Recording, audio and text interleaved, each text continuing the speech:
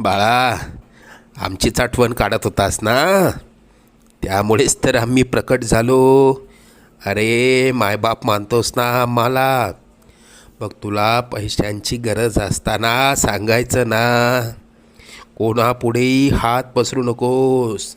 लोक 2-4 हजारांची मदत करतीलही, पण तुझ्या मागे सर्वांना तुझी मजबुरी हसत सांगतील. आता तुला कोणापुढे हात पसरण्याची वेळच येणार नाही. तू आजपर्यंत भरपूर दुःख सहन केलंस. लवकरच तुझ्या रडक्या भाग्यात सुखाचे दिवस येतील. तुझ्या मनात असलेली इच्छा पूर्ण होऊन अक्कलकोटला पेढे घेऊन येणं होईल. येशील ना आम्हाला भेटायला अक्कलकोटला? सगळं मनात